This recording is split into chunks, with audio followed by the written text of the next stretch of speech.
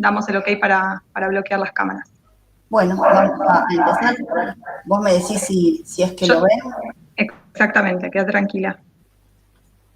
A ver. Espérame un segundo. Que esto que parece fácil no lo es. Me aparece solo tu imagen. Bueno, era... Bueno, ahí está. A ver. Yo todavía no veo nada. Acordate que vamos... Ahí vamos, perfecto. Y ahora abrís el Power, pones para dar comienzo a la presentación de las diapositivas, o el F5, o con el botón que estés exacto, ahí va. Está ahí, yo lo estoy viendo. Nosotros también, y te escuchamos perfecto. Si estás lista, comenzamos. Bueno, gracias. Buenos días y buenas tardes, María Antonia, nuevamente. Voy a dar comienzo a la defensa del trabajo que lleva como título Educación Sexual Integral en Escuelas Medias de la Provincia de Buenos Aires. Tensión entre los discursos jurídicos, la acción docente y el mensaje en los textos de salud y adolescencia. En esta primera diapositiva quiero explicar el problema y los objetivos. Para el problema les pido que focalicen sobre el gráfico, donde se ve un gran círculo de los discursos del Estado, discursos jurídicos, donde están los diseños curriculares, las políticas públicas, de discursos también que contienen el discurso docente. De hecho, el docente es un funcionario público formado con diseños curriculares y dentro de determinadas políticas.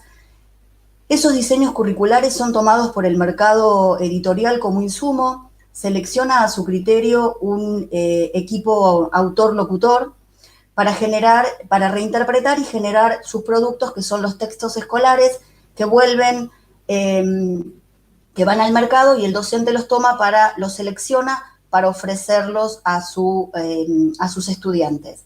Todo esto dentro de un gran marco de sentidos y de intereses, de un entramado bastante complejo donde se ponen en juego todos los sentidos. Esos textos, junto con las prácticas escolares y los discursos docentes, se transforman en dispositivos discursivos que impactan en la formación de la subjetividad de las personas que habitan el espacio escolar. Este trabajo se ocupa de la producción de sentidos, en particular de los estereotipos. Esa U que ven en la intersección de los diagramas viene a representar el universo de contenidos, el universo de discursos, el universo de sentidos. Todo esto se da dentro de el lenguaje performativo que forma y transforma mientras se lo pronuncia. Los estereotipos pueden o reproducirse, o lo que se espera que a través de una reflexión transformadora se pueda provocar una verdadera transformación social. Y si pensamos a la escuela en estos momentos donde en nuestro país es obligatoria hasta el final de la secundaria, ya sea en sexto o en séptimo año, si es una escuela industrial, hablamos de una ciudadanía escolarizada. Los objetivos de la investigación apuntaron a identificar e interpretar dentro de los discursos y las prácticas el efecto que estos discursos provocan en la subjetividad del estudiantado. Visibilizar las contradicciones discursivas en todos los discursos que se analizan y que transmiten visiones estereotipadas. Comprender el proceso de formación y transformación de las identidades de género y fundamentar la necesidad de una formación docente reflexiva en clave de género, de educación sexual integral en realidad. La metodología utilizada en la investigación se encuadra dentro del paradigma cualitativo centrado en aspectos descriptivos e interpretativos. Se tomaron comunidades de análisis, los discursos contenidos en políticas públicas, en los diseños curriculares, los discursos contenidos en los libros de texto escolar de la materia salud y adolescencia y las propias voces del espacio escolar. Se utilizó la triangulación metodológica o el multimétodo, como lo denomina Denzin, que relaciona el enfoque cualitativo y el cuantitativo. Dentro del enfoque cualitativo se trabajó con el análisis crítico del discurso, donde se analiza tanto la parte objetiva del texto como la reinterpretación, o sea, la dimensión subjetiva. Para el enfoque cuantitativo se utilizan datos de una investigación denominada PIARCS, en la que participé un tiempo atrás, y además un instrumento de elaboración propia diseñado específicamente para esta investigación. Lo que permite la utilización de la triangulación metodológica es abordar la dimensión individual, de las personas que habitan el espacio escolar, la dimensión interactiva donde se ponen en relación y la dimensión institucional. Este rompecabezas presenta la estructura de cómo va a ser la defensa, los puntos sobre los que voy a abordar, que tienen que ver con la construcción de la subjetividad en ámbitos escolares, sobre el tratamiento de lenguajes y discursos, el análisis de los textos escolares, el discurso jurídico, los aportes cuantitativos de las investigaciones y de los recursos, el mercado editorial, o sea, cómo se plasma todo esto en los textos de la materia salud y adolescencia, y esa ficha que está alejada corresponde a las conclusiones que veremos si al final encajan o no en este tablero de rompecabezas. La primera ficha tiende a hablar o está orientada a la construcción de la subjetividad en ámbitos escolares. Para eso me pareció conveniente incorporar una frase de Philippe Mérieux que plantea que nadie puede darse la vida a sí mismo y nadie tampoco puede darse su propia identidad. La subjetividad o identidad están en permanente construcción y la verdad que son formas de nombrar cómo las personas resisten, resignifican y crean sus representaciones sociales que le van a permitir construir unas determinadas prácticas sociales. Las representaciones, en definitiva, lo que permiten es leer el mundo de una determinada manera y actuarlo en consecuencia. Esta construcción de la subjetividad y de la identidad, Graciela Morgade plantea que se da desde antes del nacimiento. Cuando se piensa en tener un nuevo ser, en engendrar un nuevo ser, ya se le comienzan a atribuir características de varón o de mujer que hace que impacte después esas expectativas de los progenitores, impacten sobre la construcción de la identidad de la nueva persona. Es muy importante en esta investigación el concepto de performatividad, ya que las prácticas reiteradas en las que los discursos producen los efectos que nombran. Si bien no se da una copia idéntica, y esto lo vamos a ver un poquito más adelante, también es importante tener en cuenta el concepto de Judith Butler de reglamento de género, donde nos permite comprender cómo dentro de la institución se da una dinámica escolar particular que forma y da forma e impacta sobre las subjetividades de las personas que las habitan. El concepto de genealogía de Foucault invita a pensar algo más que el binomio tradicional de masculino y femenino e interpretar que esa construcción de la identidad se da en un momento histórico particular y donde se juegan luchas de poder también particulares.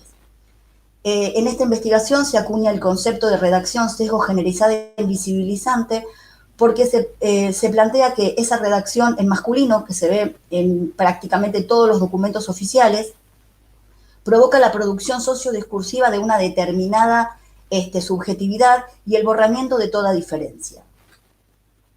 Pensar en los dispositivos y en el agenciamiento nos permite pensar en cómo se producen las conductas individuales. Acá está esto que yo les planteaba recién, que la copia no se da de manera idéntica, sino que, como decía Foucault, se dan pequeñas revueltas cotidianas, y ahí en la imagen se trató de plasmar algunas, por ejemplo, los varones concurriendo con pollera al colegio, que era una manera de solidarizarse, porque el día anterior las compañeras habían sido sancionadas por tener la pollera muy corta.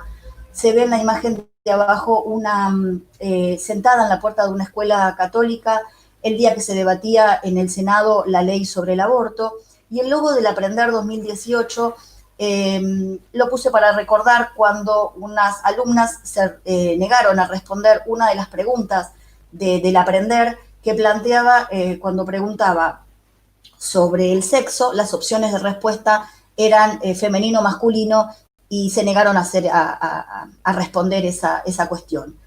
Entonces, bueno, la gramática escolar, el espacio, los lenguajes, las políticas públicas, los textos escolares se constituyen como dispositivos en esta investigación. La escuela históricamente buscó producir la heterosexualidad normativa en niños y niñas dentro de la institución escolar y tratar de reprimir las posibles fuentes de una eventual homosexualidad considerada contra natura. Son numerosos los estudios que nos retrotraen a diseños curriculares donde había materias específicas para varones, materias específicas para mujeres e incluso la educación física, para unos ejercicios militares y para otras ejercicios que prepararan el cuerpo y la pelvis para alojar al embarazo futuro. De hecho, el diseño curricular hoy en día sigue siendo un dispositivo de regulación, es un artefacto social, marca las conductas de la escuela, ordena el qué y sugiere el cómo enseñarlo. Así que es sumamente importante que las docencias sean críticas y reflexivas y puedan interpretar ese diseño curricular explícito, que es el escrito, y también puedan interpretar el diseño curricular, ese currículum oculto, que es el que se vive realmente en las escuelas, e interpretar las situaciones sobre las que hay que intervenir y no dejar pasar, pero para eso hay que poder verlas en el momento. Santos Guerra plantea que los alumnos o los estudiantes aprenden del docente, pero también aprenden al docente. También es importante tener en cuenta y que se reflexione sobre los contenidos que no están, porque no es que no están por un olvido, sino que tienen que ver con los sentidos e intenciones de ese poder político de turno que desarrolla bajo las normativas de quien se desarrollan los diseños curriculares. La segunda ficha del rompecabezas corresponde al lenguaje y discursos. Y en realidad una frase de Judith Butler plantea que estamos formados por el lenguaje. Entonces, este poder constitutivo precede y condiciona cualquier decisión que pudiéramos tomar sobre él, insultándonos desde su poder previo. Bien, tanto los actos de lectura como de habla son interpretados como prácticas sociales. Tomando palabras de Jorge La Rosa, somos palabras, estamos construidos por el lenguaje. En los ámbitos escolares no da igual que un miembro del cuerpo docente piense a uno de sus estudiantes como brillante y como increíble, y en su interior sabe que va a poder responder todo lo que le pregunta, y en función de otro al que ya etiquetó y condicionó como que no puede, que no le da, que no está en condiciones de poder aprender. Digo, la forma de pensar a estos dos estudiantes es muy diferente. Entonces, de la manera que se lea y se hable en la escuela, va a condicionar mucho el impacto que estos discursos van a tener sobre las identidades de las adolescencias y juventudes que transitan las escuelas. Bueno, la lectura es muy importante, la lectura tanto que realizan los docentes, ya sea de las políticas públicas, de los diseños curriculares, seleccionando materiales, como la lectura de los estudiantes, que también leen esos materiales que los docentes entregan, todo tipo de materiales, dibujos, textos. La realidad escolar también tiene que ser leída, y también leen los libros de texto que los docentes ofrecen. En esta lectura se produce la comprensión y apropiación del sentido que la palabra contiene. En cuanto al análisis de los discursos metalingüísticos, se tuvo en cuenta, por ejemplo, la utilización del se como impersonal y de la voz pasiva, que lo que buscan es ocultar al sujeto que produce el discurso y darle protagonismo al objeto del que se habla. La incorporación de aposiciones, la acumulación de información en un único enunciado, las negaciones que sutilmente son interpretadas como afirmaciones, y dentro de las categorías de análisis también se tuvieron en cuenta la forma como se describen los hechos, si la redacción es inclusiva o sesgada, el análisis metalingüístico, la forma como se hable de las personas y la importancia dada a ciertos temas y la verdad que también a ciertas ausencias. La tercera ficha de este rompecabezas corresponde a los textos escolares, y nuevamente tomando palabras de La Rosa, donde nos acerca que el texto es una experiencia que permite transformar mis propias palabras, mi propio lenguaje, mis propios pensamientos y mi propia sensibilidad. De hecho, Carlos Escliar plantea que de no haber leído los textos que leyó, amaría de otra manera, sentiría de otra manera y pensaría de otra manera. En este trabajo el texto se toma como un objeto cultural, una construcción humana y por hecho cargada de sentidos y de significados, y además como dispositivo de doble acción, porque transmite esa cultura hegemónica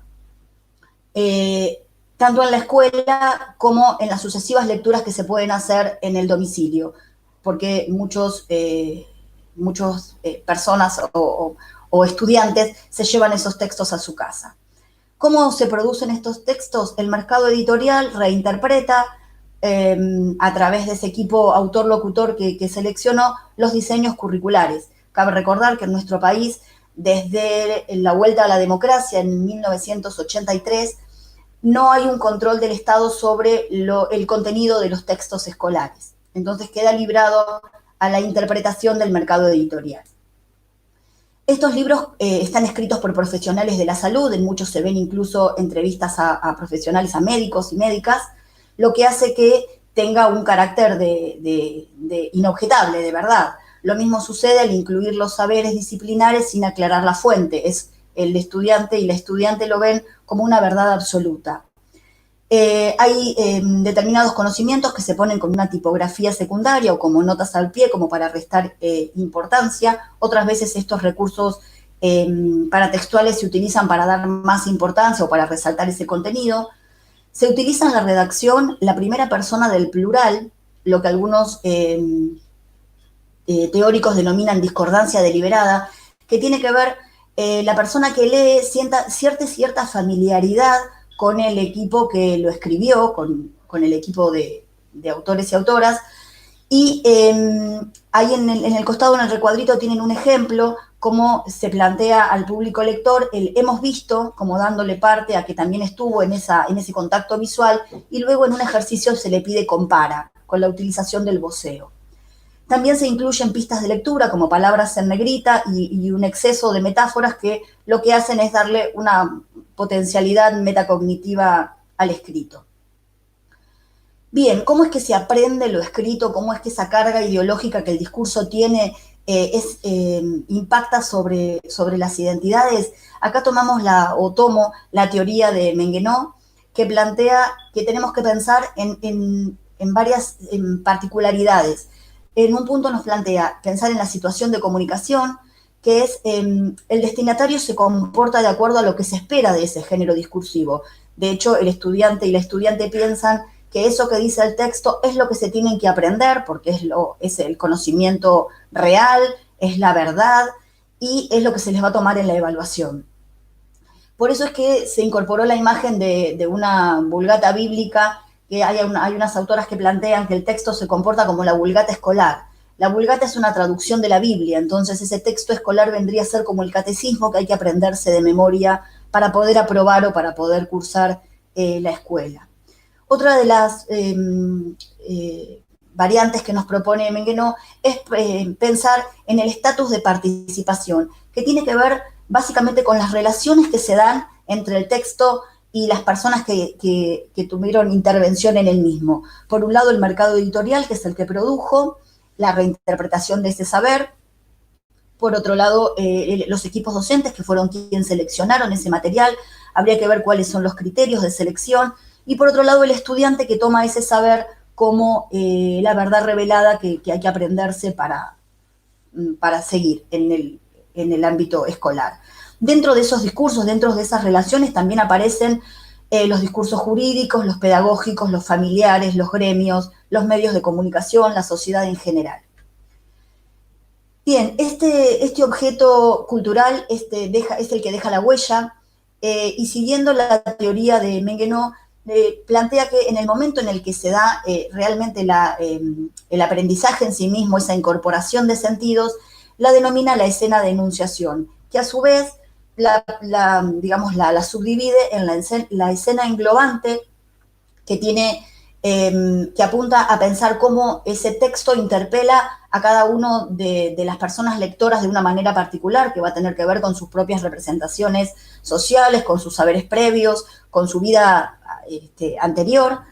La escena genérica, que es la propia del texto escolar, que es este catecismo que tengo frente a mis ojos. Y por otro lado, un recurso muy utilizado por los equipos de autor-locutor es la escenografía. Cuando le quieren dar verdadera importancia a un contenido, lo enmarcan dentro de un escenario, dentro de una historia que refuerza la veracidad de eso que quieren contar. Bien, el tema de las imágenes. Son en sí mismas un dispositivo visual, un discurso visual, y hay autores que plantean que la visión natural, la que tenemos más ejercitada en realidad desde el momento del nacimiento, es menos estructurada y prevalece sobre la visión alfabética, que tiene que ver con la apropiación a través de la comprensión real de lo que las palabras en un texto me quieren decir. Ahí nos encontramos con innumerables estereotipos, Estas imágenes corresponden a los textos que se analizaron de la materia salud y adolescencia, donde tenemos una mujer al volante y un hombre que la manda a lavar los platos, la familia tipo, una reunión de médicos donde de 6 médicos, solo 2 son mujeres y una se encuentra de espalda, y también uno de los médicos que está casi de espalda es de color. La imagen del silencio de salud, totalmente contradictoria. Para nuestra historia del país es bastante nefasta y contradictoria porque hoy se espera que las escuelas en realidad sean espacios de circulación de la palabra. La imagen donde está la prótesis mamaria es uno de los ejemplos de estos textos que comienzan siendo como negaciones, pero son interpretadas por el público lector como afirmaciones. De hecho, el título dice, para acercarse al modelo, puntos suspensivos, tal cual está en el texto, cirugías, como si para acercarse al modelo del estereotipo hegemónico hubiera que incorporar cirugías al cuerpo. Y abajo se ve, bajo el título Salud, Alimentación y Modelo Estético Hegemónico, una joven que se la ve apesadumbrada, calmando su angustia con un chocolate, una madre amamantando a un bebé y un hombre en su momento del almuerzo en un local de comidas rápidas, ahí tiene una bandejita con una hamburguesa, pero que ni aún así deja de trabajar. Bien, los recursos paratextuales son muy importantes, la verdad que los libros analizados están plagados de ellos, y hay algunas teorías que plantean que permite jerarquizar la información, facilitar la comprensión, y otras visiones un poco más pesimistas plantean que son la tecnología de la dominación y que resultan verdaderamente abrumadores. Bien, la cuarta ficha de este rompecabezas es el discurso jurídico, y acá cobran tremenda importancia las palabras de Judith Butler cuando plantea que el Estado produce el lenguaje del odio. El poder del lenguaje estatal determina lo decible y lo inefable. Bien, el Estado, a partir de sus políticas públicas, cumple un papel muy importante en la producción y reproducción del orden de género dominante, a través de lo que venimos plasmando. Todas sus políticas, o la gran mayoría, están dentro de la redacción sesgo generalizada invisibilizante, donde hay un doble efecto masculino, porque se toma al hombre como objeto de la política y a su vez como genérico universal. Como les había contado recién, en nuestro país, en la República Argentina, en 1983, recuperamos la democracia, y se fueron dando a partir de ese gobierno diferentes gobiernos que dejaron a la situación del país bastante complicada desde lo político y lo social y lo económico. Un gobierno que asume en el año 2003 tenía como premisa fundamental recuperar el mercado interno, tomar a la educación como un derecho público y disminuir el desempleo. Se toman 2 leyes de las que se sancionaron en primer momento, una era la de garantía del salario docente y la otra la del Fondo Nacional de Incentivo Docente.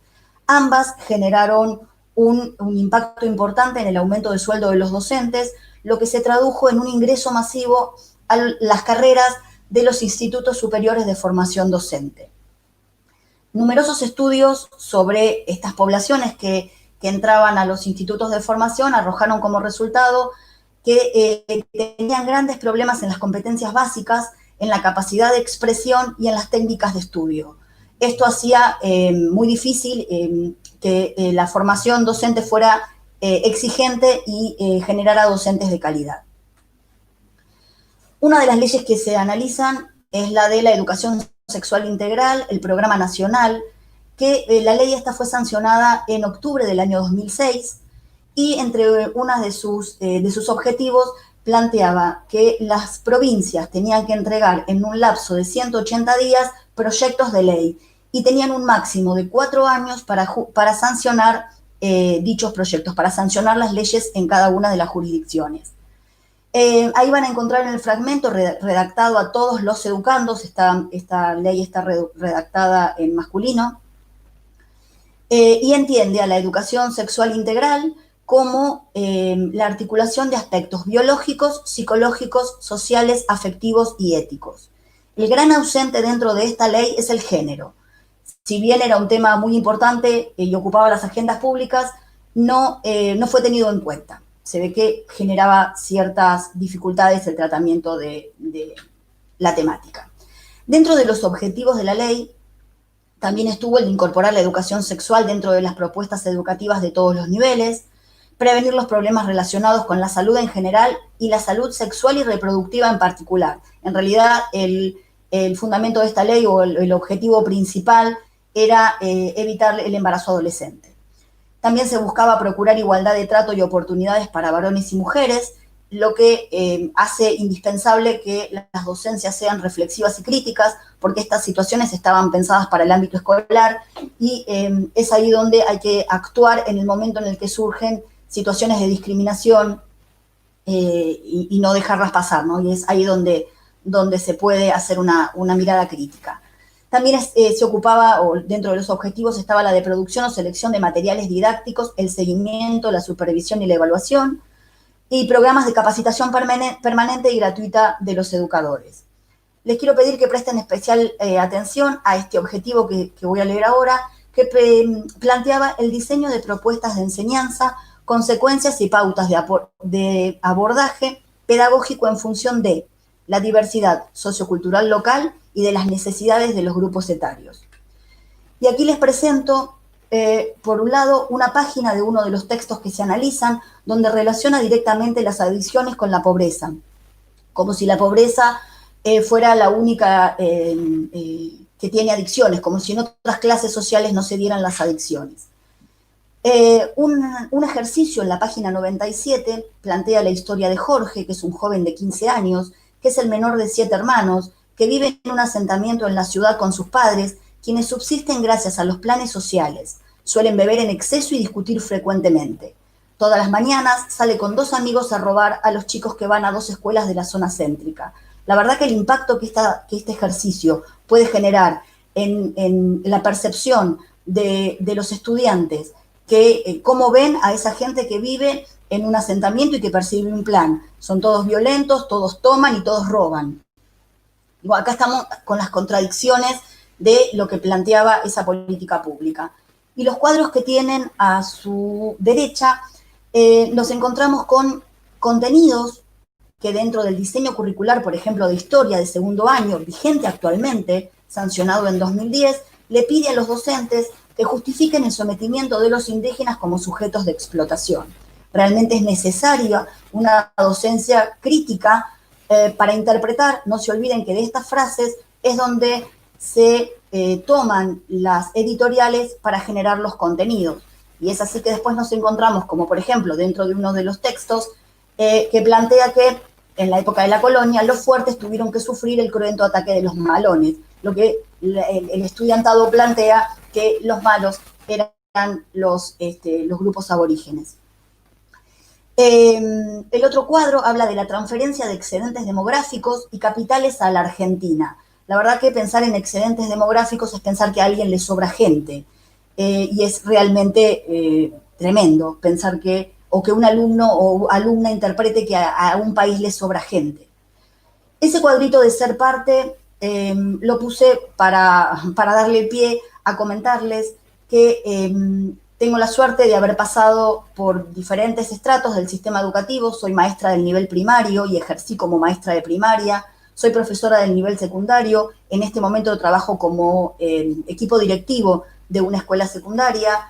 También trabajo en formación docente en el nivel terciario y tuve la oportunidad de participar en la Dirección General de Cultura y Educación, en el Ministerio de Educación de la Provincia de Buenos Aires como asesora pedagógica.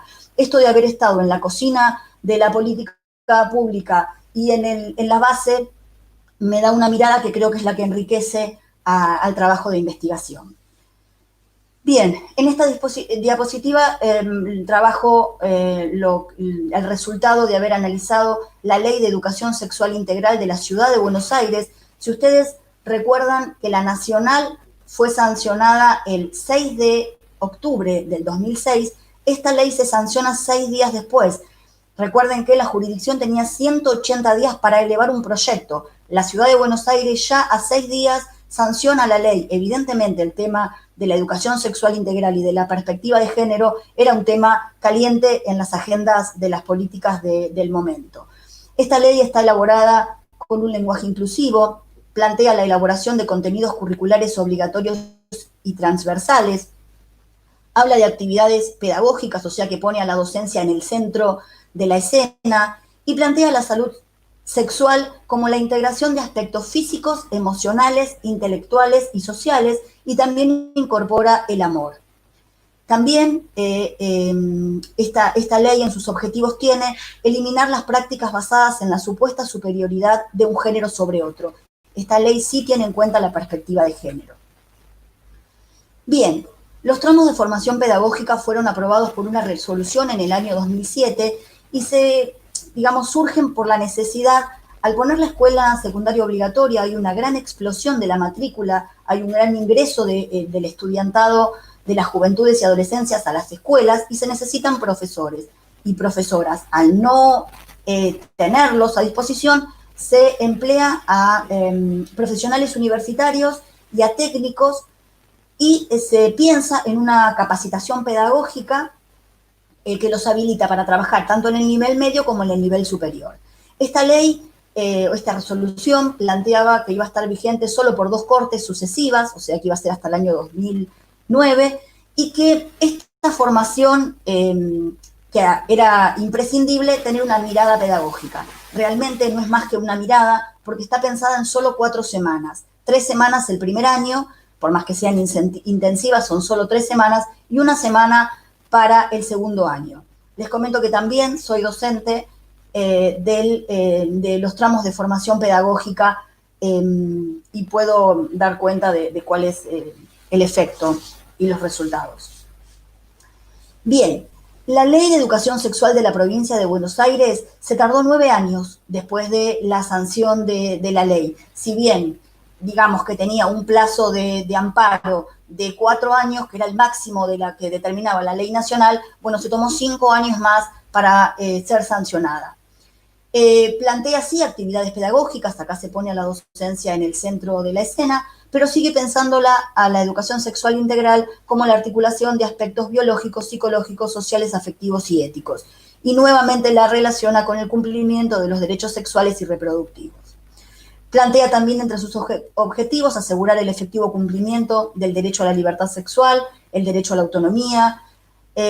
Insisto, esto debe darse en un marco donde el adulto a cargo, ese referente docente, tiene que tener un nivel de reflexión y de crítica permanentes. Estaba planteada para todos los niveles del sistema educativo. Nuevamente se pautaron pautas de abordaje pedagógico en función de la diversidad sociocultural local y de las necesidades de los grupos etarios, y la idea de desarrollar programas de capacitación permanente y de evaluación también, cosa que no sucedió.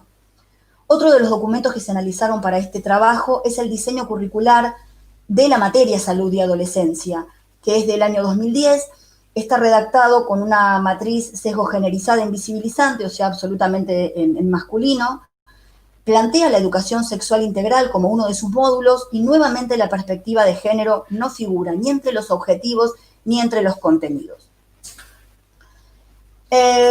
Por su parte, las resoluciones del Consejo Federal de Educación planteaban para el año 2008 poner a discusión los lineamientos curriculares. Les cuento que en nuestro país poner a discusión implica consultar a las bases del sistema, o sea, a los cuerpos docentes y a los equipos directivos sobre la temática. En este caso era la educación sexual integral. Después se toma ese relevamiento y se incorporan esas sugerencias en los documentos definitivos. Resulta que los documentos definitivos solo se tardaron 42 días en salir, lo que, conociendo el sistema y habiendo participado del sistema educativo en ese momento, no se hicieron las consultas y no fueron tenidas en cuenta por una cuestión lógica de tiempo. Y en este documento aparece la palabra género relacionada como factor y no como perspectiva en 7 oportunidades. Cuando uno analiza qué significa la palabra factor, en realidad un factor es una cosa o elemento que funciona junto con otros. En cambio, una perspectiva representa una visión más ajustada de la realidad. Acá nos vemos frente a lo que vengo tratando, que tiene que ver con la doble moral de las organizaciones. Por un lado, sus palabras y sus discursos son muy elocuentes y muy alentadores, y por el otro, las prácticas van en sentido opuesto.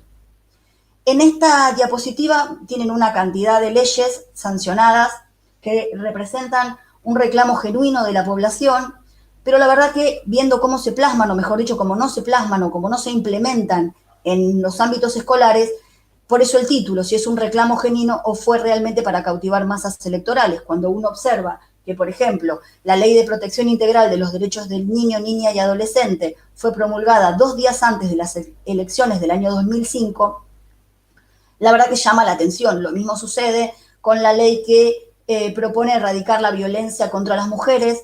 Se sanciona 3 meses antes de las elecciones legislativas del año 2009. Y por último, y llamativo, la ley de educación sexual integral de la provincia de Buenos Aires fue sancionada el 28 de agosto, 19 días después de las elecciones primarias presidenciales que habían arrojado datos desfavorables para el gobierno de turno. La quinta ficha de este rompecabezas es la que aporta los datos cuantitativos. Por una cuestión de tiempo se incorporó una única pregunta de ambos instrumentos. La pregunta planteaba si cualquier diferencia en la manera de hacer ciencia entre hombres y mujeres se debía a las diferencias individuales o al hecho de ser hombre, de varón o mujer. Las mujeres siempre presentaron mayor aceptación con la frase y de hecho, si observan el gráfico, se consultaron al estudiantado de primer, quinto y sexto año y se puede ver cómo en los varones en primer año presentan una aceptación media con la frase y a medida que va avanzando dentro del recorrido escolar, esto va empeorando. Es evidente que la escuela ofrece distintas condiciones a las mujeres y a los varones. Estas imágenes dan cuenta de las respuestas de este instrumento elaborado para esta investigación, que fue aplicado a 90 docentes. Esos docentes tenían la particularidad de estar transitando el tramo de formación pedagógica o de haberlo transitado ya. Fueron 90 las personas encuestadas, el 53,3% docentes universitarios, profesionales universitarios con este tramo de formación, el 28,9% técnicos, el 13,3% provenientes de otros profesorados del nivel terciario, y el 65,6% de las personas encuestadas manifiesta no haber oído nunca hablar del poder performativo del lenguaje. La sexta ficha de este rompecabezas tiene que ver con cómo todo lo elaborado hasta ahora, todo lo que han escuchado, se plasma y se ve, y lo pueden leer en los textos que se ofrecen de la materia salud y adolescencia. Incorpora una frase de Rita Segato muy representativa que plantea que la pedagogía de la crueldad es aquella que induce a transformar a las personas en cosas. Enseñar a mirar el cuerpo humano como cosa es la cosificación de la vida. Bueno, acá en las imágenes podemos ver parejas heterosexuales, jóvenes donde se los relaciona con drogas lícitas como es el cigarrillo y el alcohol, en aspectos, en momentos donde están celebrando y festivos, y una nena jugando con la casita de la muñeca. Las frases, por ejemplo, dicen: por su parte, la identidad de género, y estaba en negrita en el texto original, es el sentimiento psicológico de ser hombre o mujer y la consiguiente adición a pautas culturales relacionadas con el comportamiento femenino o masculino, cerrando la cuestión de género solo al binomio femenino y masculino. En el cuadro de la derecha, una de las actividades plantea describí, acá está la forma de hablar familiarizada hacia la persona que lee, describir los cambios corporales que comienzan a darse en la entrada a la adolescencia, teniendo en cuenta diferencias y similitudes entre ambos géneros. Acá se confunde el sexo con el género. El otro cuadro plantea que los roles de género incluyen comportamientos aprendidos en una comunidad donde se identifican o valoran ciertas características o comportamientos como masculinos y femeninos. Por ejemplo, que los varones jueguen a la pelota y las mujeres con las muñecas. Y cuando hacen referencia a las relaciones familiares, dicen que además de aquellos que cumplen el rol de madre, padre e hijos, una familia puede estar conformada por otras personas, como la pareja del padre o de la madre, los hijos de la pareja del padre o de la madre, los abuelos o los tíos, no teniendo en cuenta ninguna otra formación familiar. Bien, las clásicas imágenes del sistema reproductor femenino y el sistema reproductor masculino, relacionando estrechamente lo genital y lo corporal con una construcción de género y confundiendo a las adolescencias. Uno de los fragmentos resaltados dice que, en general, cuando se habla de diversidad sexual, suele reducirse el concepto a las orientaciones sexuales diferentes de la heterosexualidad. Acá la heterosexualidad es la normativa y a partir de ella se pueden interpretar las otras. Se relaciona a la anorexia con las mujeres y plantean que esta perturbación del apetito genera un adelgazamiento extremo donde se pierden las diferencias de género propias entre hombres y mujeres. Nuevamente, la confusión entre sexo y género. Bien, la última ficha del rompecabezas plantea las conclusiones y acá incorporé una frase de Freire que dice que en su actuación política las élites dominantes son eficientes en el uso de la concepción bancaria, en la cual la conquista es uno de los instrumentos, porque en la medida en que se desarrolla una acción que estimula la pasividad, coincide con el estado de inmersión de la conciencia oprimida. Resumiendo, nadie va a buscar liberarse si no se siente oprimido. Las conclusiones del trabajo plantean que el Estado tiene que recuperar la supervisión sobre la producción de los materiales escolares, tiene que delinear políticas de formación docente que promuevan formaciones profesionales de calidad y con perfiles críticos reflexivos, tienen que incluir en la formación docente temas como lenguaje performativo, diversidad cultural, inclusión, igualdad de posibilidades, solo por nombrar algunos grandes ausentes, en realidad no porque estén ausentes en las políticas, sino en la implementación real. Convocar para la redacción de las políticas públicas a especialistas en perspectivas de género y políticas de inclusión para poder borrar las fronteras de las diferencias. Y la verdad que nuestras adolescencias y juventudes dentro de la escuela parecerían estar al amparo de todas estas leyes, de la educación sexual integral, de la identidad de género, de la ley de derechos de niños, niñas y adolescentes, pero en realidad que la palabra esté escrita no significa que se cumpla. Otras conclusiones plantean el repensar el discurso pedagógico. El discurso pedagógico está plagado de formas y de modos, de modos de pensar, de modos de sentir, de modos de ver, de modos de interpretar, de hablar, y esos modos son los que tienen que cambiar. Por eso la educación sexual integral no es un contenido, no puede ser un contenido, sino una forma de pensamiento y de acción. Es importante reconocer a la formación escolar como una etapa donde la infancia y la adolescencia forman y transforman sus subjetividades, y también el Estado tiene que incorporar en los diseños curriculares discusiones que hasta hoy están ausentes, como la homosexualidad, otras existencias, el tema de la violación, el aborto, las relaciones incestuosas, las relaciones violentas, y seguramente estoy dejando afuera un montón de temas importantes. Y la verdad que para terminar, cambian las formas pero no el mensaje. Ahí tenemos la interfaz del CONICET, donde todavía sigue preguntando, cuando pregunta sobre el sexo, las opciones que da para responder son masculino y femenino.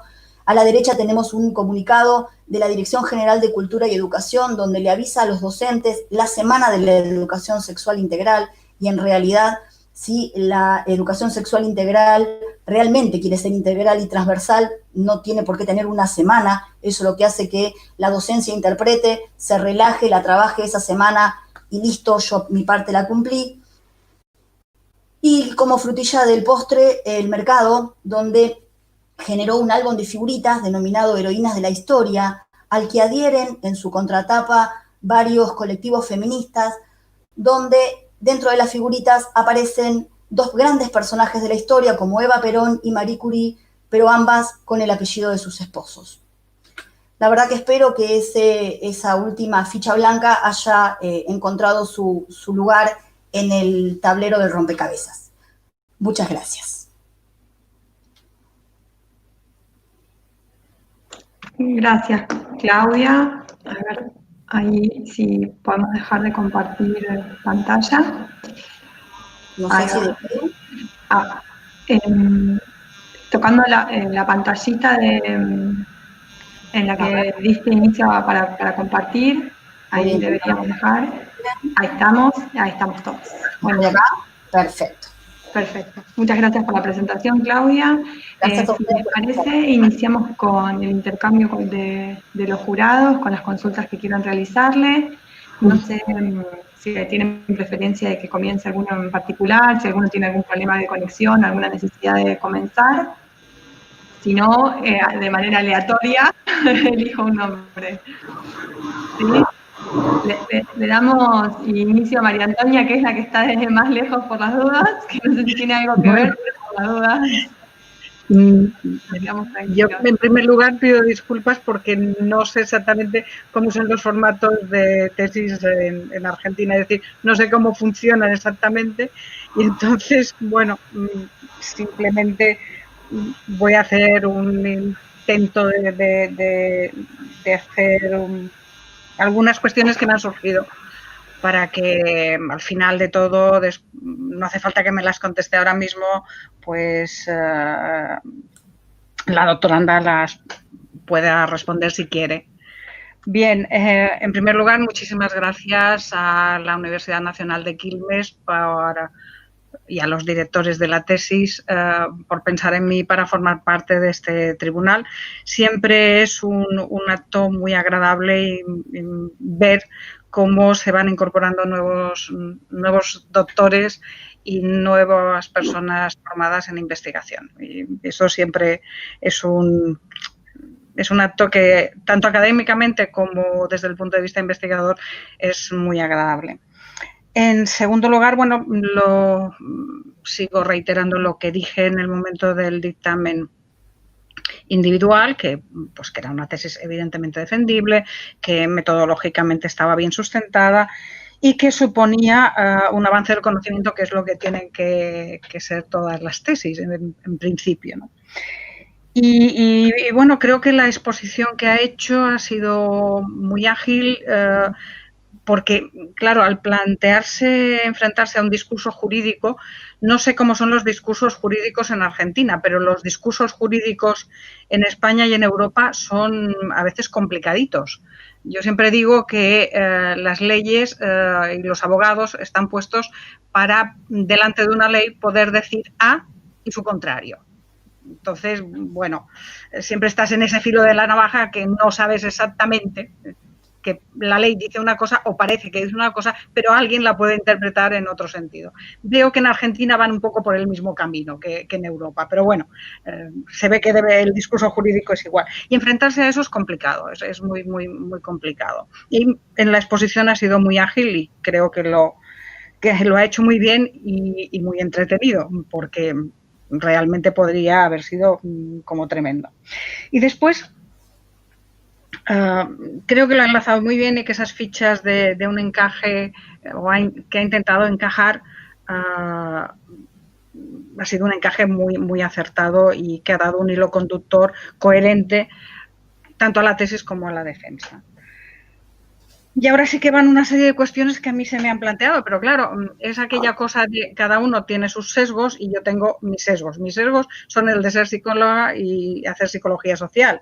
Y entonces, a mí cuando se habla de identidades, automáticamente me aparecen todas las teorías que los psicólogos sociales hemos desarrollado sobre la identidad social, la identidad individual, ese continuo que va desde la identidad individual a la identidad social. Y claro, uno como no ve a sus autores, pues le entra una cierta preocupación. Y sobre todo cuando se habla de estereotipos. Porque si algo hemos trabajado los psicólogos durante casi 150 años, han sido precisamente los estereotipos. Entonces ahí sí que a mí me hubiese gustado, tanto en la tesis como en la exposición, ver una definición de identidad un poquitín más extensa y un poquitín más centrada en aspectos precisamente de psicosociales de género, que es algo que yo no he visto o que yo no he encontrado, que es otra cuestión. Y de ahí si me lo puede contestar o me puede decir un poco las fuentes, y si no, yo le remito unas cuantas fuentes sobre identidad de género que considero muy interesantes, de algunas compañeras mías que la doctora Silvia Porro conoce, como son Victoria Ferrer, Esperanza Bo, que han trabajado sobre este aspecto y que tienen una larguísima y reconocida bibliografía. Por otra parte, el concepto de representación social me ha sorprendido también un poco porque justamente en su tesis cita a Moscovici, que es el padre, digamos, de la definición de representaciones sociales en los años 60-70 del siglo pasado con la Escuela de Ginebra. que el único texto que no cita de Moscovici es precisamente el que habla, el básico de representaciones sociales, pero bueno. Y lo que dice también sobre las representaciones sociales, digamos que se ha tomado de fuentes secundarias o terciarias, y quizá me hubiese gustado ver un poco esa fuente primaria de las representaciones sociales, que es muy interesante, como la plantea Moscovici, con todos sus elementos centrales y sus elementos periféricos, que aquí yo creo que hubiesen encajado. Pero bueno, un poco la pregunta sería, la opción que ha tomado es ¿por qué ha tomado esa opción de esos referentes secundarios y terciarios al concepto de representación social? Y una cosa que sí que me ha preocupado un poquito, que hablen de copia. Los seres humanos no copiamos, ni siquiera imitamos. Los seres humanos aprendemos de dos maneras fundamentales. Podemos imitar una parte cuando somos muy pequeños, pero lo que hacemos es el aprendizaje vicario. Aprendemos a partir de modelos. Es decir, tomamos las conductas de los demás y vemos qué consecuencias tienen. Y a partir de esas consecuencias es cuando nosotros actuamos y tomamos determinadas actitudes. Y eso es fundamental en las cuestiones de género, porque a veces muchas chicas consideran que deberían ser chicos porque las consecuencias de las conductas de los chicos las ven como más favorables. Y no tiene por qué ser así. Uno puede ser una mujer y puede hacer muchísimas cosas, independientemente de determinados patrones de conducta del sexo opuesto. Es decir, podemos tener nuestra propia identidad, nuestras propias formas de hacer y no necesariamente cumplir los modelos, que un poco es una de los objetivos de la tesis, entiendo, ¿no? Y eso sí que me ha preocupado un poquito. Y una última cuestión, y antes de acabar, intentaré ser muy breve, no sé si me pasaré. En la parte cuantitativa que me toca, por la parte que me toca del PIAR-CTS y por la parte que me toca del COTS, en su presentación solo ha utilizado una parte de lo que son las frases del COTS. En la tesis no, en la tesis están todas las frases desarrolladas. Quizá me hubiese gustado, no sé por qué solo ha utilizado una y no ha utilizado las otras, que también yo creo que son interesantes en ese análisis que se hace sobre todo respecto a las mujeres en la investigación y las diferencias en comportamiento sobre todo o en formas de investigar de hombres y mujeres científicos. Pero aparte de esto, nada más. Y la verdad es que las conclusiones me ha parecido sobre todo que en la exposición que ha hecho las ha clarificado muchísimo. Las he visto mucho más claras que cuando las leí en la tesis y creo que en la presentación, digamos que las ha dejado muchísimo más claras que cuando están en el propio texto. Quiero decir que la labor de síntesis y de resumen es muy encomiable y le doy las gracias por ello y enhorabuena por, después de este enorme trabajo, pues haber llegado hasta aquí y mis felicitaciones más sinceras. Y bueno, si me quiere responder ahora o me responde al final, no hay ningún problema y si no quiere responderme, tampoco pasa nada. Muchísimas gracias a todos. Sí, la verdad que, bueno, le voy a responder ahora. Le agradezco toda su participación, la tomo como muy ajustada. Voy a intentar dar respuesta a lo que me ha planteado. El tema de la identidad nunca la planteé como copia, salvo a lo mejor, bueno, un poco los nervios me han llevado a decir que no se da como una copia idéntica, por eso ofreciendo el tema de las resistencias. La identidad es una construcción que se da desde el momento del nacimiento y que tiene que ver con todas las personas con las que uno se relaciona y cómo se van aprendiendo y el aprendiendo con el H intermedia, cómo se van incorporando algunos modelos, como usted decía, en función de la propia historia vivida y del momento social y de la particularidad que le toque a cada ser humano. Por eso a lo mejor introduje la palabra copia, pero que tenía que ver con eso, que en realidad que no se da como copia, sino que es una construcción cotidiana. En en función de, bueno, de las representaciones sociales, tal vez omití esa lectura que usted me indica, y es en realidad la forma, también es una construcción social que se va dando en función de los espacios por los que uno transita y con los seres con los que uno se conecta, y tiene que ver con, va generando en uno estas formas de leer y de actuar la realidad, y que se van relacionando junto con los demás en determinados momentos sociales. Y el hecho de haber incorporado en el COCS, ahora en la presentación, una única de las preguntas del COCS, tiene que ver por una cuestión de tiempo, porque se acuerda que yo lo había planeado para 1 hora y me dijeron que lo tenía que juntar a 40 minutos, pero es cierto, hay otras preguntas que plantean, incluso se le preguntaba si el tema de los sentimientos tenía que ver, si había alguna diferencia en la aplicación, en la investigación de hombres y mujeres en cuanto a los sentimientos, e incluso también otra de las preguntas apuntaba a si las niñas en la escuela se veían desalentadas a seguir carreras científico-tecnológicas, y la verdad que las respuestas iban en la misma línea de lo planteado en la defensa recientemente. Así que bueno, creo haber respondido brevemente a sus cuestionamientos. Espero que haya sido así. Sí, por mi parte. Lo único que sí que quería decirle es que precisamente las representaciones sociales tienen mucho juego porque son elementos socialmente compartidos por grupos sociales muy extensos. Esa es una de las grandes novedades que aporta Moscovici cuando habla de las representaciones sociales, con todos los problemas que ello conlleva. Pero usted, al hacer un análisis del discurso crítico, podría enlazar muy bien con esos aspectos de tanto elementos centrales como elementos periféricos que plantea Moscovici en su modelo de representaciones sociales, como entidades compartidas socialmente por grupos muy amplios, que a veces no saben de dónde viene esto, pero que sí que lo aplican y digamos, lo siguen expandiendo, que es un poco la línea argumental de su tesis, ¿no? A través de textos, a través de todo un gran número de aportaciones. Y a veces lo que se hace es mantener esa representación social y solo cambiar los elementos periféricos. Pero el núcleo de la representación social se mantiene. Y un poco es esto lo que usted viene a demostrar en su tesis, curiosamente. Claro, el curso y la práctica.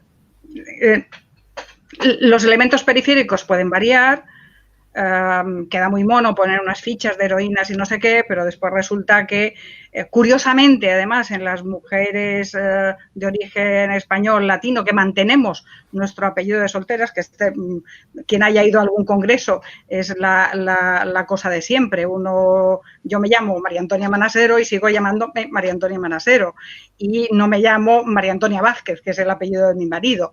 Y entonces la cosa está, ¿pero estáis casados? Pues sí, de hace muchos años, pero yo sigo siendo yo. Y curiosamente que se las tenga... Bueno, Marie Curie Sklodowska, si usted va a Polonia, verá que todos los documentos o todos los monumentos o la propia universidad es Marie Sklodowska Curie. Curiosamente, ¿no? Quiere decir...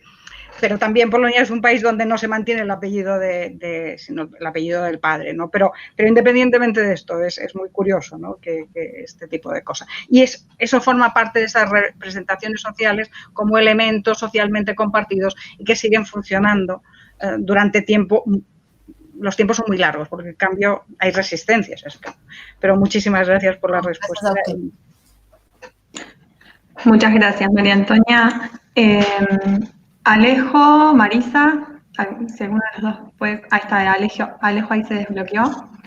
Bueno, sí, cualquiera de los dos, también apareció Marisa, como quieran. Como prefieran. No sé, si quieren empiezo. Alejo, ¿no tenés problemas? No, para nada. Bueno, genial. Perfecto, gracias. Bueno, gracias. Bueno, Claudia, ha sido un placer leer tu tesis, de la misma manera que ahora escuchar tu exposición, que no es fácil, ya sabemos, sintetizar en unos pocos minutos tiempos y tiempos y tiempos como lleva la tesis.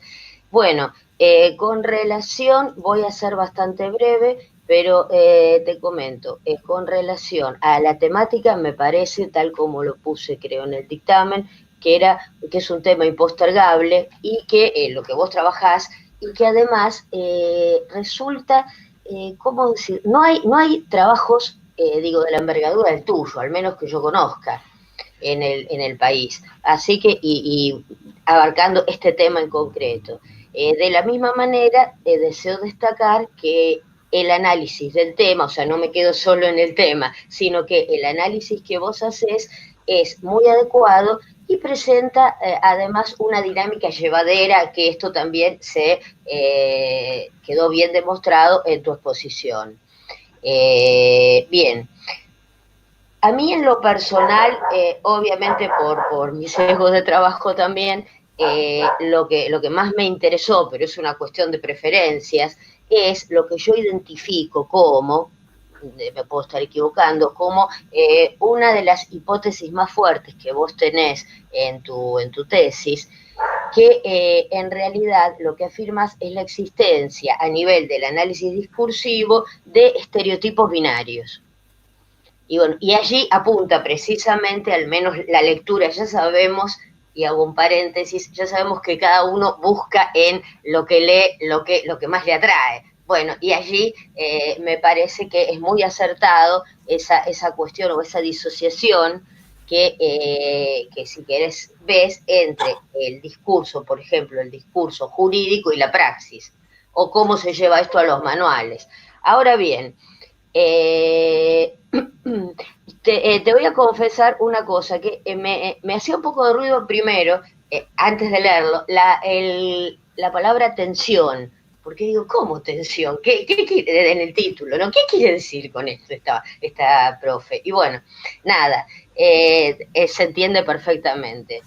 A ver, tengo yo 2 o 3 preguntitas nomás que reitero lo expuesto por la colega anterior, que claramente las podés responder o no, pero bueno, a ver, una cuestión vinculada a las leyes en general que vos analizás. Yo te quería preguntar si vos hurgaste en los debates parlamentarios como fuente discursiva, porque, a ver, todos sabemos, y parece una obviedad la que estoy diciendo, pero en el cuerpo de la ley pueden aparecer cosas que, y de hecho aparecen muchas veces, que en realidad para los que trabajamos a nivel, digo, teórico o a nivel de doctrinario, digo, son bastante más ricas si uno las mira desde qué pasó para que salga ese artículo con esa forma que vos bien, o con esas imperfecciones o perfecciones, ¿no? Sin hacer una valoración. Pero digo, ¿qué es lo que pasó antes? ¿Qué debates, qué tensiones se expresaron allí? Por ejemplo, ¿la iglesia estuvo metida? Una de las preguntas que yo me haría. ¿Quién fue digo, a ver, de la misma manera que está metida, sabemos, en la ley de los comités de ética, en la práctica de la ley de los comités de ética hospitalario? Bueno, a ver, digo, esas son preguntas que eso sí se lo puede quizás visibilizar mejor en los debates parlamentarios que limitándonos al cuerpo de la ley. Eso te quería preguntar si vos los habías visto o no, y además me interesaría saber, pero ya te digo, me la responde o no, da igual, a ver, cómo metodológicamente, cómo definiste el corpus de textos analizados, o sea, cómo hiciste el muestreo, si es que hubo un muestreo, de los textos escolares me refiero, ¿no? Y además, si eventualmente tuviste o pensaste en el futuro, estoy pensando en si vas a continuar las investigaciones sobre este tema, en analizar reediciones de los mismos textos, para ver, bueno, si hubo un cambio o no expresado en las páginas del texto. Y finalmente, antes de darte mi gran felicitación, a ver, también me surge la duda, el universo, o sea, en la parte de encuesta que vos hiciste, del universo de los consultados, ¿cómo fue ese muestreo?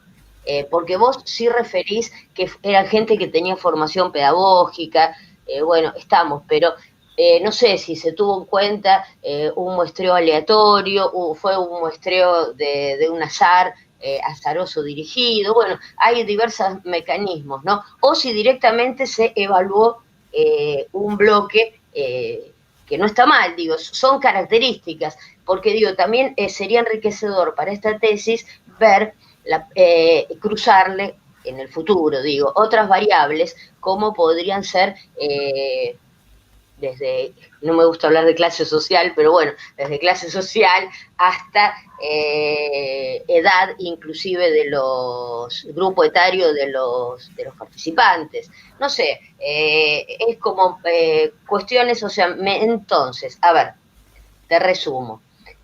Más allá de lo que estaba, o sea, las preguntas te resumo. El tema de si acudiste a debates parlamentarios o no, para deconstruir, digo, la ley.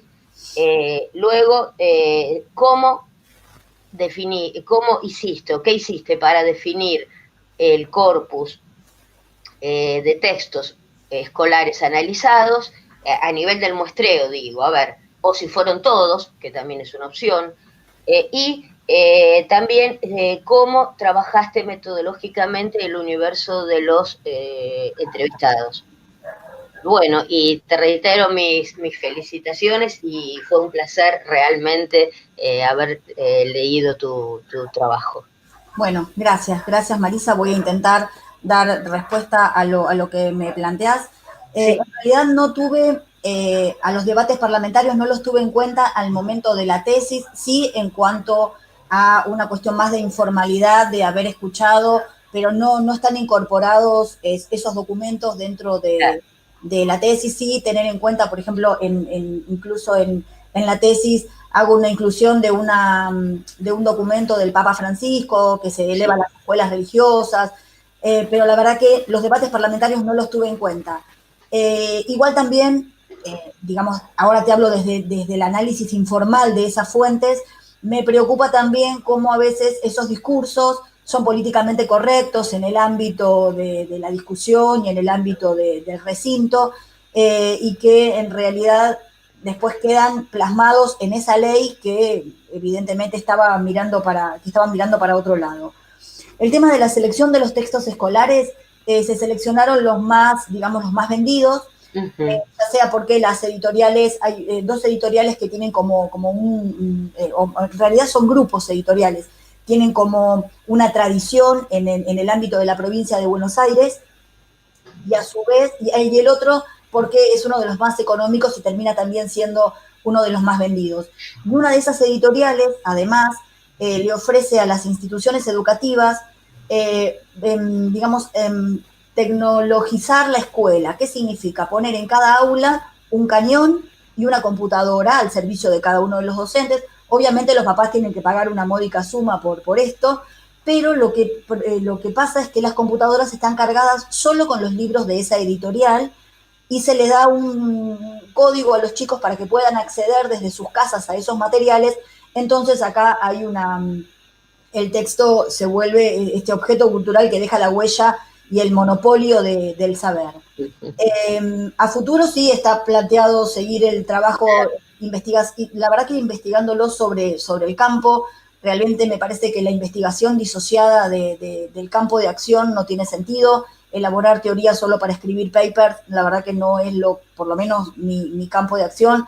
Me gusta trabajar sobre el territorio y bueno, la próxima investigación es continuar esto directamente en los 3 niveles del sistema educativo, nivel inicial, primario y secundario. Y la selección del muestreo tuvo que ver con profesionales que estuvieran trabajando en escuela dentro de la provincia de Buenos Aires.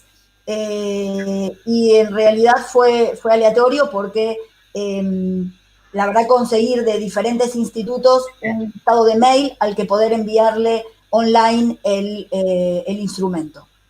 Ajá. No sé si creo haber respondido. Sí, más. Sí. Yo estoy, o sea, está perfecto lo que me comentas. Simplemente una aclaración yo que quería hacer con relación a los debates parlamentarios. estoy de acuerdo contigo que muchas veces se dice lo políticamente correcto, pero también en ese análisis discursivo que vos haces tan bien de las otras fuentes, digo, también me parece que se pueden evaluar los silencios, cuáles son las cosas que no se dicen en los debates, ¿no? Y además, no sé, yo siempre trabajo con debates, es un vicio, siempre trabajo con debates y me enriquecen mucho más que el texto de la ley. Ya sabemos que no son obligatorios, o sea, que lo que vale luego o lo que hay que aplicar es la ley, eso estamos todos de acuerdo, pero en el contexto, en un contexto interesante como tu trabajo, quizás Sí. podría haber, no sé, colaborado en algo. Sí, seguramente hubiera enriquecido. Bueno. Gracias. Bueno, muchísimas gracias, ¿eh? Gracias, Marisa. Alejo, Sí, ¿querés? ahí estoy.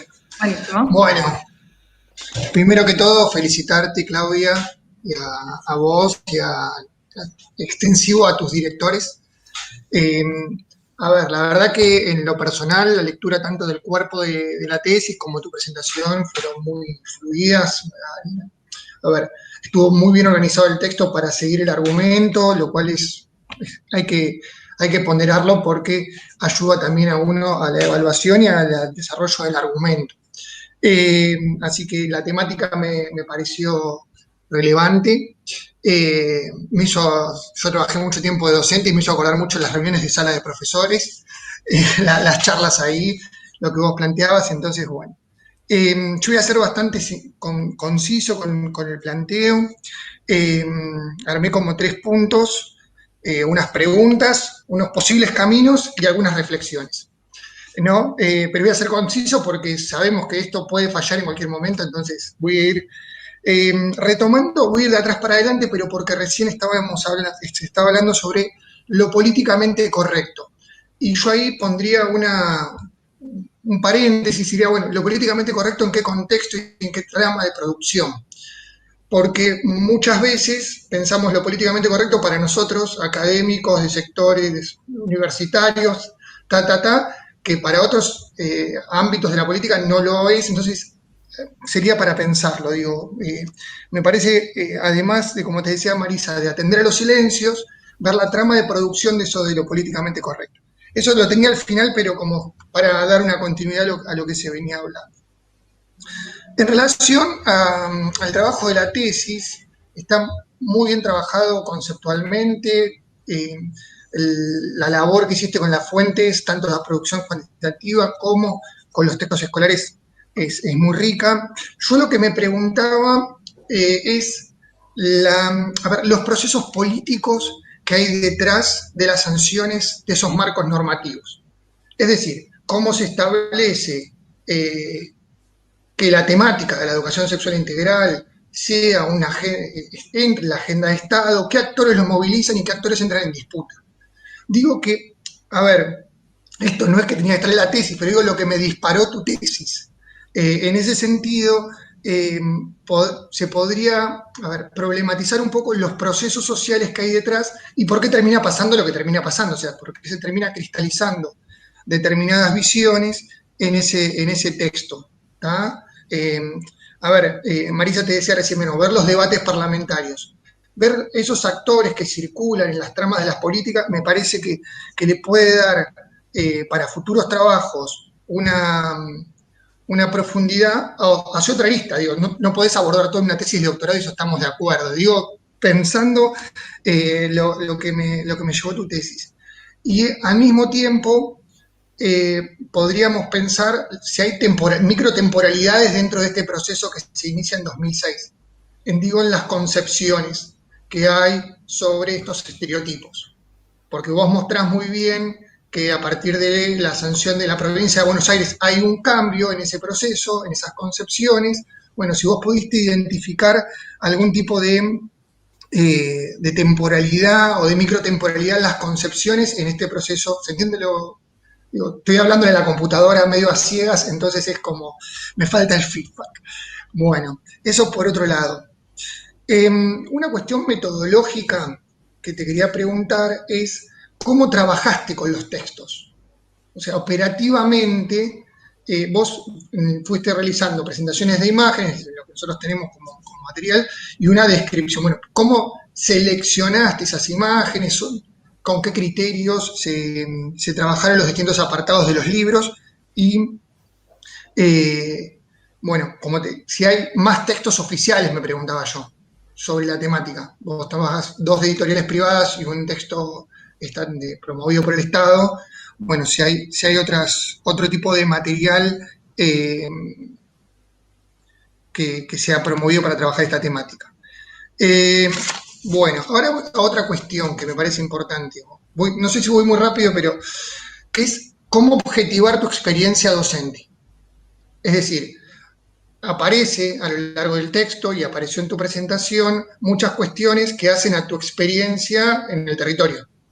Digo, pensando en un proceso de investigación, cómo poder objetivar eso, cómo poder trabajar también recuperándola más, pero cómo objetivarla. Me parecía como importante explicitar eso, porque para que no quede como, bueno, me pasó tal cosa, no es que digo que esté pasando, pero digo, vos vas a seguir trabajando con esto y hay que, me parece, poder poner esa dimensión. Bueno, ahora te digo posibles caminos. Entonces, pasando al limpio, para que no quede en el aire, las preguntas estaban en dirección a cómo pensaste esas producciones, esas políticas públicas, o sea, esos procesos políticos, por un lado. Por otro lado, cómo trabajaste con el material, con los textos, ¿sí? Y si pudiste ver hacia adentro de esos procesos, a lo largo de esos procesos que van por 16 años, si encontraste microtemporalidades en las concepciones. Esas serían como las 3 grandes preguntas. Los posibles caminos que me parece que abren la tesis. Una es pensar la transversalidad del tema en otros manuales escolares. Digo, vos abrís la tesis hablando de los textos de ciencias sociales, si no recuerdo mal, de historia y de geografía. Digo, pensar cómo aparecen estas concepciones a lo largo de los manuales escolares de diferentes materias. Me parece, digo, lo que me abría tu tesis como disparador. Otra es problematizar en esos jóvenes, además de la visión más cuantitativa, a ver, ¿cómo son leídos esos textos por los jóvenes? Digo, no es que tengas que hacer ninguna, es lo que te lo comparto porque la tesis fue muy enriquecedora y me generó eso. Otro punto es cómo pensar las trayectorias en la formación docente, ¿no? Y quiénes son los docentes que trabajan en la formación docente y cómo se apropian de esos contenidos, ¿no? Y por otro, es cómo trabajar con las trayectorias de los propios docentes que están en el territorio. Bueno, traté de ser lo más, hablé, no sé si muy rápido, sintético, pero digo, te repito, mis felicitaciones a vos y a los directores. La verdad que la tesis, el año pasado con Pablo justo compartimos una experiencia de la semana de la ESI en un instituto de formación docente en Avellaneda, y justamente a la otra semana vuelvo al instituto y aparecían todos estos debates que vos bien planteabas, lo cual muestra la relevancia de discutir el tema con una rigurosidad conceptual como vos lo hacés. Entonces, aportar para la discusión académica, pero también para pensar políticas públicas, ¿no? Digo, tanto en el ámbito de la formación docente o como vos planteabas recién, digo formación docente porque es lo que más visualizaba la tesis, o los caminos que estás planificando ahora, más vinculado a nivel inicial, primaria y secundaria. Nada, igual que dijeron las colegas, si querés responder, respondelos, y si no hay problema. Digo, son disparadores, la tesis es muy sólida, muy buen trabajo. Así que por ahora nada más. Bueno, voy a intentar responder, me hice un par de anotaciones mientras hablabas.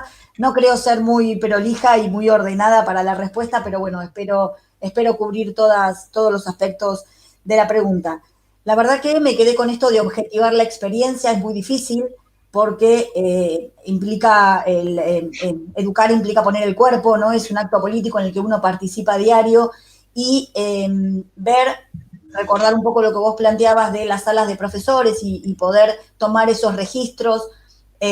También uno pensando por ahí en investigaciones anteriores que se han hecho y se ha tratado de trabajar sobre las biografías docentes, recuperar esto que pasa cuando se trabaja la semana de ESI en la escuela, se llena todo de materiales, se llena todo de pancartas. Los docentes que uno sabe que no adhieren a lo que plantea la Ley de Educación Sexual Integral, trabajan de manera de dejar al equipo directivo conforme, y una vez pasada la semana, bueno, listo, ya está, me relajé, y si pasa algo dentro del salón, bueno, que lo trate la profesora de Construcción de la Ciudadanía, porque al fin y al cabo que se ocupe ella. Bueno, es muy difícil que esto que uno lo puede, incluso lo puede poner muy lindo en un escrito, realmente se plasme adentro de la institución escolar, que es bastante resistida para algunos cambios. Pero bueno, también es cierto que este tipo de cosas genera espacios para otras voces, y que también esto va en consonancia un poco con lo del tema de las políticas. Se van metiendo en agenda porque hay un montón de colectivos sociales que generan demandas y que se empiezan a hacer oír, y que van generando como pequeñas grietas en el sistema donde se instalan, y desde donde dar discusiones y desde donde poner dentro de la agenda algunos temas, agenda que a veces se simula a trabajar, y que bueno, como planteábamos que en las dos leyes, tanto en la nacional como en la provincial, no estaba tenida en cuenta la perspectiva de género, cuando era uno de los reclamos más fuertes, y realmente, y uno que trabaja dentro de la escuela saben que son los más necesarios. En cuanto a las categorías digamos, para analizar los textos, por ahí se malinterpretó. Ningún texto está avalado por el Estado, son todos textos del mercado editorial, son independientes. Lo que pasa es que a veces hay dos editoriales que son como las más reconocidas en el ámbito, y otra que al ser económica termina siendo adoptada por esta cuestión de que al ser más barata se toman estas decisiones, pero ningún texto es recomendado por el Estado. Si bien sí hacen grandes compras de libros, pero la verdad que en eso decidí no meterme. Y para analizar los textos se hizo, bueno, el análisis de las imágenes, el análisis de los textos, cómo estaban compuestas las frases, qué era lo que quedaba como subyacente en la interpretación, la utilización de los textos, los elementos paratextuales. Fueron todas categorías que se tuvieron en cuenta y que se fueron como trabajando entre sí para la selección de esas imágenes y de esos fragmentos del texto que, bueno, obviamente hoy en la exposición fueron solo algunos, pero que todas las páginas están cargadas con ese tipo de información de sesgo de género, entre tantos otros, ¿no? Porque había socioculturales también.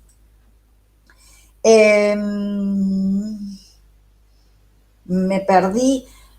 No interpreté, vos me planteás la lectura de la micropolítica en estos años de selección. No, si bien se ve una mayor demanda de la sociedad, al interior de las políticas no trabajé esas microtemporalidades que vos planteabas. La verdad que no. Lo que me refería era, cuando vos analizás el discurso jurídico, lo que mostrás es que a partir del 2014, en ese discurso jurídico hay una serie de cambios. Lo que te preguntaba era, bueno, desde el 2006 de la sanción hasta el día hasta el periodo de tesis que vos trabajás, bueno, si podés encontrar algún tipo de temporalidades hacia adentro en relación a esas representaciones, ¿no? Mira, analizando desde el 2006 que sale la ley nacional hasta el 2014 que sale la provincial, la verdad que al interior del trabajo con la perspectiva de género, tal vez lo que quedó plasmado en el sistema educativo fueron más silencios que cuestiones concretas. La verdad que no te lo puedo responder con... No hace falta, digo, me preguntaba sobre en esos procesos, las temporalidades que uno va encontrando. Es interesante para tenerlo en cuenta. La verdad que de lo que me van planteando, voy trazando a futuro cuestiones que... Y otra cuestión que ahora que ahora venía encontrando en mis notas es cómo en en esos estereotipos de género hay un fuerte contenido clasista y racista. Digo, eso te abre otra beta Sí, para tremendo. el trabajo. Me pareció muy interesante. Tal vez lo que no noté es un cambio en ese tiempo que vos planteás, del 2006 al 2014. Realmente no veo cambios significativos. No, al menos no los pude interpretar yo. Noto como cierta continuidad. Sinceramente es como hagamos para que nada pase. Es esta ambigüedad del discurso. No lo pude identificar. Seguramente están y no lo interpreté. Perfecto. Bueno, muchísimas gracias al tribunal. No sé si los directores quieren hacer algún comentario, si Claudia quiere aportar algo más, si a alguien le surgió alguna consulta en función a lo que planteó algún colega. En realidad a mí me gustaría agradecer a los jurados por la verdad que por la lectura, por el tiempo que lleva sentarse frente a una tesis, en lo particular a Leborati, que se lo encontró medio sobre la hora, por dificultades de una de las jurados. Realmente agradecer todo el tiempo y todo lo que me llevo escrito para trabajos futuros. Obviamente agradecer a la directora y al codirector que estuvieron ahí guiando y alentando en todo momento, en estos 10 años de trabajo. No sé si se me escucha. Un poco bajito, Silvia, pero... Bueno, es sí. que simplemente agradecerle a los jurados, decir que en estas tesis multidisciplinarias o interdisciplinarias que vengo dirigiendo, siempre es muy difícil hacer que se pueda sumar todos los autores, todas las bibliografías, todas las miradas que cada uno de los jurados con su disciplina le gustaría ver, y la verdad que yo aprendo mucho, como directora sigo aprendiendo, y en el caso particular de Claudia, que hace 10 años que inició su tesis y que tardó porque la ha hecho a pulmón, porque es una persona que trabaja mucho, con mucha actividad. La verdad que agradecer que haya seguido teniendo confianza conmigo y agradecerles a los jurados porque, ya les digo, de mi parte aprendo mucho y nos han dado muchas ideas para seguir trabajando, así sí, que eso es lo que quería decir. Y bueno, y gracias a Pablo también, que es un gran compañero.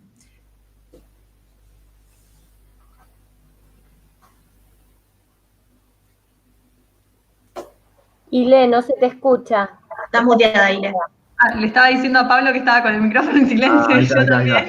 No, simplemente 2 palabras, agradecerle a los jurados las intervenciones, son todos aportes para seguir trabajando, y sobre todo felicitarla a Claudia. La he tenido como estudiante hace creo que más de 20 años, o 20 años aproximadamente, y ha sido un gusto. Y valorar sobre todo lo último que dijo Silvia.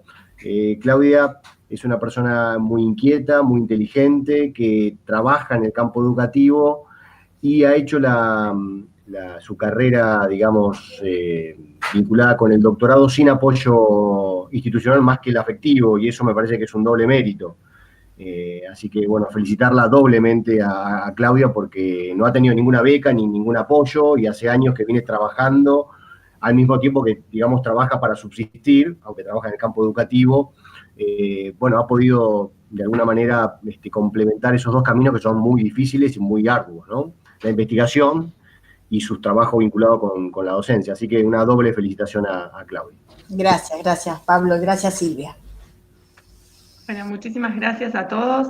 Les pedimos a Claudia, a Pablo y a Silvia que abandonen un ratito este espacio. Los volvemos a convocar por mensajito de WhatsApp en un ratito. Perfecto. Bien, nos vemos en un rato entonces.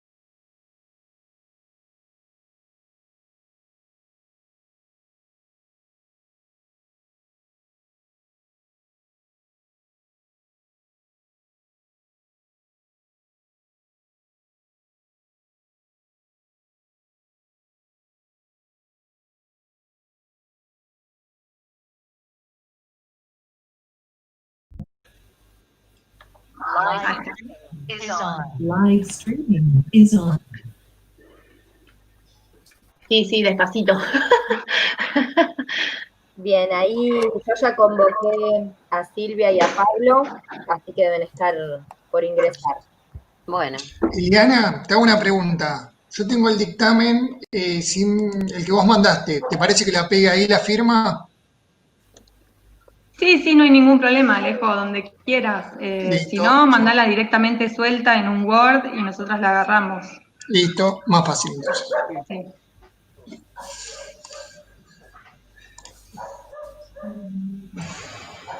La esperamos un poquito a Silvia, si puede Liliana, participar de esta instancia. Sí, Marisa. Te hago una preguntita. ¿Necesitas que debajo de nuestra firma aclaremos? Como puedan. Si pueden aclarar, aclaran. Si no pueden, lo aclaramos nosotras en tipeando, pero ya con la firma de ustedes enviada en el correo, le damos la legitimidad que necesitamos. Perfecto. Cuánta intriga, ¿no, Clau? No te puedo hacer ninguna cara. Lo peor ya pasó. Ya estoy volviendo despacio a las condiciones normales de presión y temperatura. Si me permiten, voy a hacer un llamado telefónico a Silvia, porque me parece raro porque por WhatsApp no le llegan los mensajes. Si me dan 2 minutos. Dale, Dani, gracias.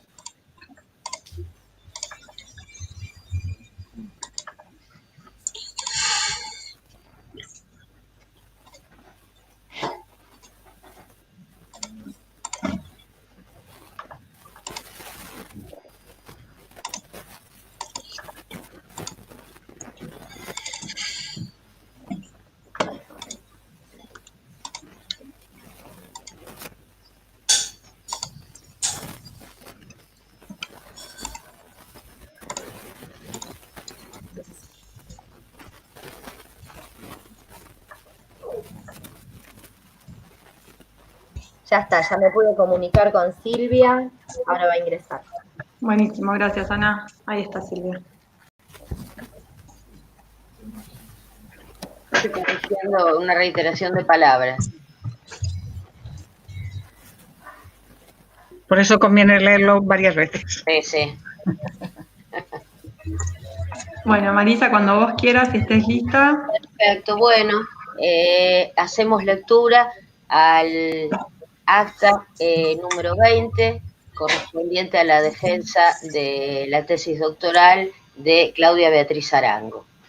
Bueno, en la ciudad de Bernal, a los 10 días del mes de junio de 2020, y siendo las 12:30 horas, los que suscriben, Marisa Miranda, María Antonia Manacero y Alejo Leborati, constituidos en jurados de evaluación de la tesis doctoral Educación Sexual Integral en Escuelas Medias de la Provincia de Buenos Aires, tensión entre los discursos jurídicos, la acción docente y el mensaje en los textos de salud y adolescencia, dirigida por Silvia Porro y codirigida por Pablo Jodorowsky, se reúnen para discutir sobre el trabajo de la doctoranda Claudia Beatriz Arango, DNI 18.056.653, y manifiestan que la temática trabajada constituye un aspecto inexplorado y novedoso desde una perspectiva como la presente, y su desarrollo está dotado de particular y certera profundidad teórica y epistemológica.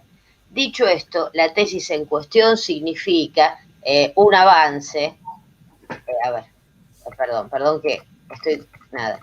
significa un avance significativo en el conocimiento científico de una cuestión relevante, como lo es la educación sexual integral. Y su potencialidad resulta a la vez excedentaria del ámbito geográfico donde se encuentran las indagaciones, permitiendo inferir la prolongación de esta línea de investigación en diversos contextos espaciales. El trabajo presentado detenta rigor académico, tanto teórico como metodológico, el rigor académico, tanto teórico como metodológico, exigibles para una tesis doctoral de calidad. En cuanto al acto de defensa, el mismo ha sido coherente, denotando un excelente manejo teórico y práctico. Asimismo, la doctoranda Claudia Arango respondió con solvencia a las cuestiones planteadas por los jurados.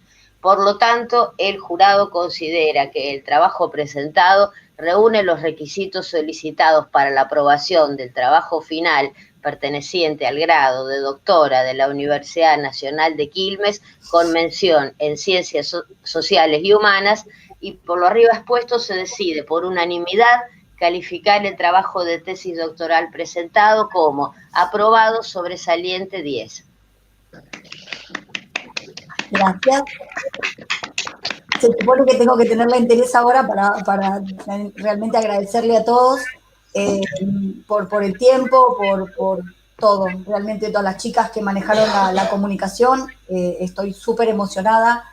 Es un escalón más en esta vida académica, y la verdad que, como decía Pablo, la verdad que es un orgullo haberla llevado adelante sin ninguna beca. También no me han corrido los tiempos, esto también es cierto, porque en las becas corren los tiempos, y lo he hecho con muchísimo placer por la profesión que amo, que es la docencia. Gracias de nuevo, gracias a todos, realmente. Gracias a vos por habernos hecho un trabajo tan interesante. Gracias. Felicitaciones, Claudia, la verdad, un gusto poder haber participado. Gracias. Me hacen el día muy emocionante, la verdad que gracias. Enhorabuena, bueno. Y ahora ya cuando pague, como decimos aquí en España, cuando pague las tasas, supongo que en Argentina debe ser lo mismo, ya doctora Arango, enhorabuena. Bueno. Y bienvenida al club. Gracias. Ya vamos en camino de la postdoc, entonces. Bueno, yo no sé si ustedes saben, no sé si nos han visto revestidos alguna vez a los españoles como vamos. No. Llevamos un birrete del color de nuestro doctorado y llevamos una esclavina. Esto es del siglo XVII, una cosa así, que supongo que debían pasar menos calor que lo que pasamos ahora. Entre la toga y la esclavina, que es como un mantel de mesa camilla doble y además doblado, lo pasas fatal. Y el juguete ya no les cuento. Pero esa esclavina tiene una explicación. Dentro hay un tubo, hace esa misma esclavina de tela, hace como un tubo, y es donde los doctores llevaban su título y lo sacaban para poder ejercer su profesión. Ese título es el que les habilitaba para ejercer determinadas profesiones y ejercer la investigación y la medicina o el derecho. Entonces, lo llevaban ahí para demostrar que eran doctores. Realmente eran doctores. Exactamente. De ahí el traje que es, les aseguro que es una sauna. Bueno, Es bonito, pero es una sauna. muchas gracias a los jurados, de verdad, a todos, Alejo que te tocó en lo último y a las colegas de Argentina y España. Bueno. Y felicitaciones, Claudia. Gracias, Silvia. Gracias. Felicitaciones. Gracias. Bueno, Claudia, te felicitamos. Gracias por el laburo que hicieron impecable, porque no es nada fácil.